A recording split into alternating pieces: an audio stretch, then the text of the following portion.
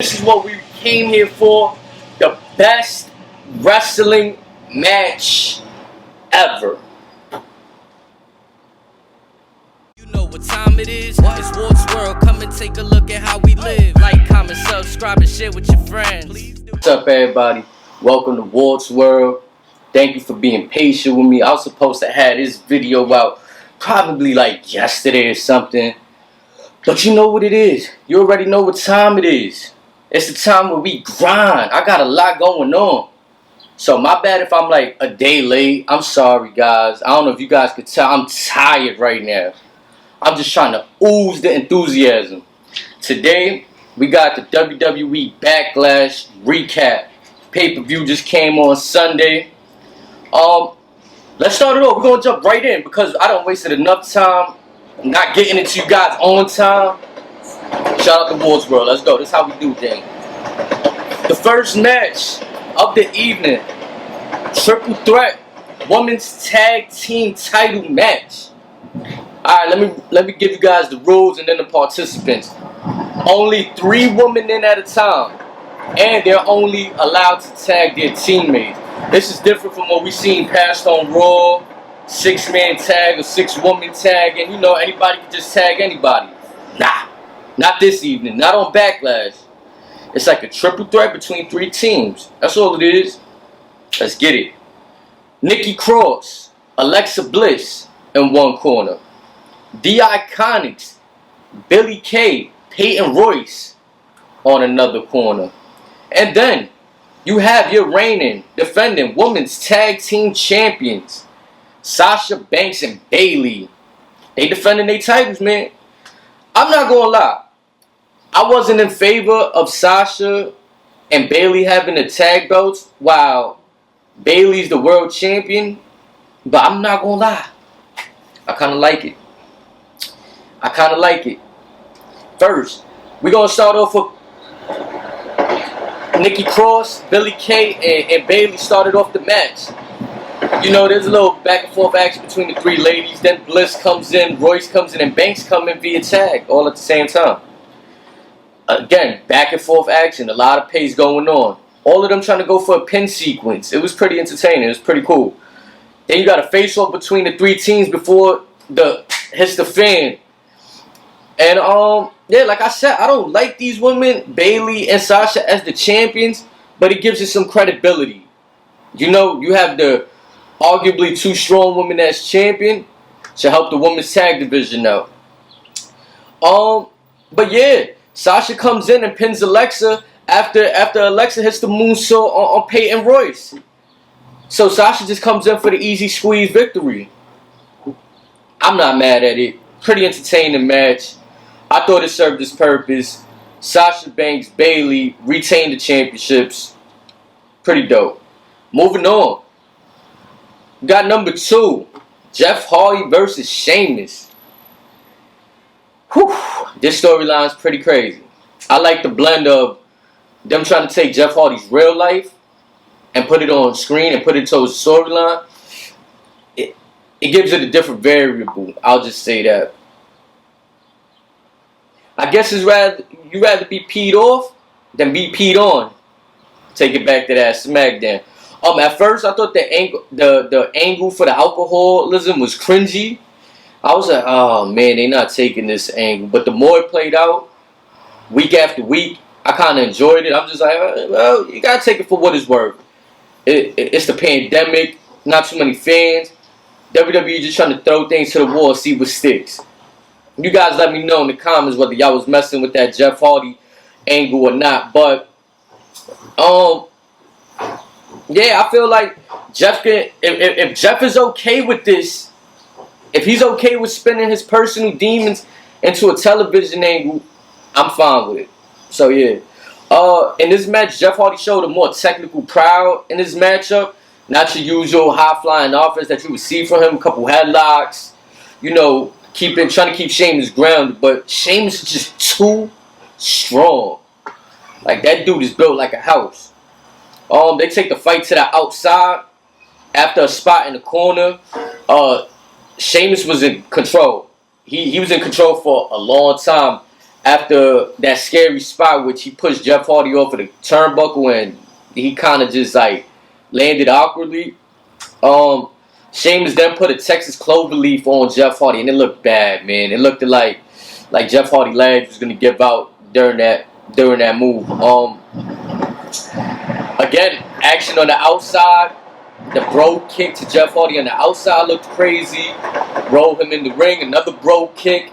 And yeah, that finishes off Jeff Hardy in a well-tested battle. I honestly thought Jeff Hardy would get this. Maybe because I thought Sheamus would be too eager in his attack. But I was wrong. Sheamus got it. Nice and clean. Number 3. For the Raw Women's title, we got Nia Jax versus the champion Asuka. Now, I was kind of intrigued for this because I kind of wanted Nia Jax to win the belt for a long time now. And every time she's in this position, they just find a way to make her lose. But you guys can give your opinions on that. Both ladies going for the quick finishes. Throwing out submissions, trying to get pins. Shortly after that, Nia Jax was in control. To combat Nia Jax, Asuka would just try to go for these arm bars whenever she'll come in for a clothesline or any offense pertaining to a strike. Asuka would try to turn that into an arm bar. But I don't want to call Nia Jax unsafe, man. Only the people in the ring that share the ring with her could do that. She hits a thunderous jackhammer on Asuka. I was just like, oh my goodness. I couldn't even believe what I was saying.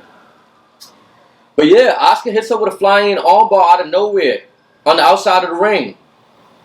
Actually, she does it to take Nia Jax out of the ring on the corner turnbuckle. Does an armbar, and again on the outside, she does a flying armbar.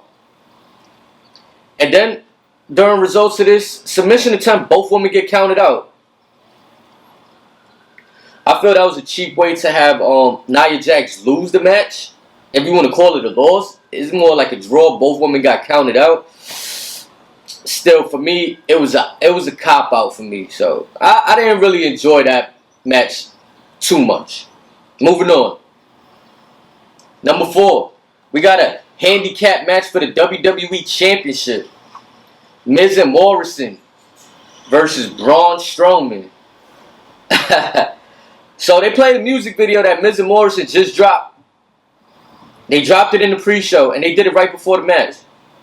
I got a kick out of it, man. Like, honestly, these dudes is just crazy. They bugged out. They having fun. I don't even know if they're having fun, but it looks like they're having fun. It's a bunch of foolery. I'm cool with it. Let's get to the match, though. There was a lot of tags between Miz and Morrison. A lot of quick in and outs, trying to keep fresh legs going on a single opponent, on Braun Strowman. I think they put in more offense on Braun Strowman than I thought they would have. I give them that. I'm really surprised that these guys were able to go out and get some of their movesets off. Yeah, throughout the whole thing, like I said, they was pretty much on Braun. Morrison could have got the win towards the end. And then Miz does the most idiotic thing I've ever seen. He just pulls Morrison off, puts his hand on his head, and tries to put Morrison back on Braun Strowman for the 1, 2, 3. It just didn't make sense to me.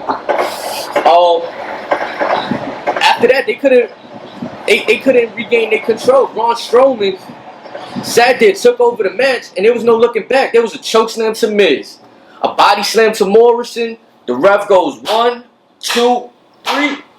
Get out of here. Title match over. Number 5. At least we transitioning into another title match. Bobby Lashley versus Drew McIntyre for the WWE Championship. Alright, so before the match can even start, before Drew McIntyre can even take off his jacket, Bobby puts in the full Nelson before the match. And I gotta tell you guys, man, to me, Bobby's looking strong. He's been looking strong ever since this feud where Rusev has kind of ended. Bobby Lashley looks more aggressive. I've been wanting him to get more and more TV time, and he's been getting it. So it was a move on the outside I wasn't happy with. I'm not sure if Bobby Lashley was gassed or Drew McIntyre sandbag, but it looked like they were supposed to have a spot where Lashley carries McIntyre to the outside turnbuckle and throws him. At this point, they just tumble over, so Drew took a nasty spill on his head, and then Lashley proceeds to pick him up and does the actual move, which I think was supposed to happen the first time. And yeah, it just looked crazy. McIntyre went for a tombstone, reversed into an ankle lock.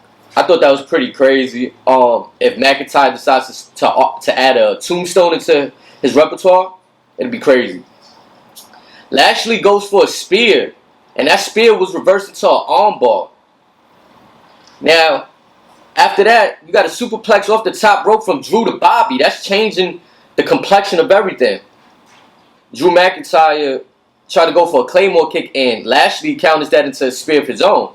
But here comes the perfect Samaritan to spoil a good match. Because to me, this was a good match. I thought these guys, aside from the one botch on the outside, had a great match going. Lana comes out for no apparent reason. Bobby Lashley, I don't get it. I just don't get it. I know it's a storyline, guys, but I just do not. What is Lana trying to do here? Anyway, Lashley couldn't get the win. The distraction costed him greatly, and Drew McIntyre picks up the win. I'm just up in arms. I don't even know what to say anymore. They're misusing Bobby Lashley. That's crazy.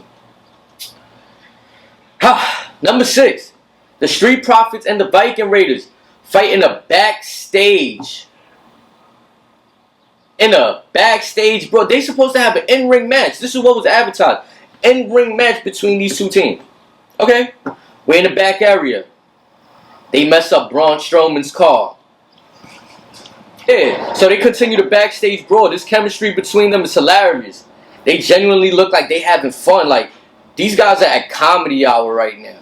They take sports entertainment and turn it into comedy hour. Throughout the chasing around the backstage area, we got Angelo Dawkins, and he hit what was Eric? Let me see. Let me get my notes right. He speared Ivar through the glass door. There was a glass door on the outside, looking like it led into a gym or something outside of the Performance Center. Now, through the scrimmaging of these guys fighting, Akira Tozawa comes out with a bunch of ninjas. This took a hilarious turn. Once I seen the ninjas, I'm like, all right. Backlash, this was a throwaway pay-per-view. It was a comical pay-per-view.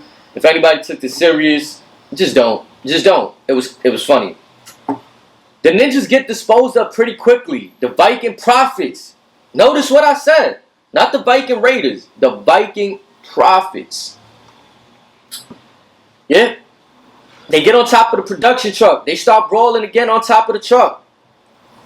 And then Dawkins throws off Ivar into the dumpster. Montez Ford and Eric keep brawling, and then they also fall into the dumpster. One of the weirdest endings to a backstage segment I've ever seen. At the end of them talking and daydreaming in this dumpster, the fakest alligator is in the dumpster. You can't even see it. You can just see his tail. Alright. Now, last match of the evening. This is what we came here for. The best wrestling match ever. Alright. Now that I gave you guys my reaction to that. Pretty dope moment. Pretty dope presentation. I give them that. Classic MSG microphone comes down. Rest in peace. Howard Finkel's voice announcing Randy Orton and announcing Edge. Presentation was on point. They even had classic referee Charles Robinson with the classic referee attire. Yeah, man. But with the presentation and all, I need you guys to tell me, was this the best wrestling match ever? Were they trolling when they told us this was going to be the best wrestling match ever? What was the point of that? Anyway, let's get into it. We got technical prowess from Edge. When I say technical prowess, I mean staying grounded. Not too much striking, a bunch of grappling, just regular wrestling stuff. Alright, get a couple arm drags, a hip toss. But it's not enough. Orton comes back with some ground offense of his own. Then he goes for the patented Orton neck breaker where he takes the head, has the body over here, boom, Orton neck breaker. Critical move to the surgically repaired neck of Edge. Which, shout out to Edge for getting this match completed because we also have another report, which I'll get to in a second. But Randy just seemed to be on his game for this one. It seemed like we got a very different Randy from WrestleMania. Randy was one step ahead on a few exchanges there. Edge outsmarted.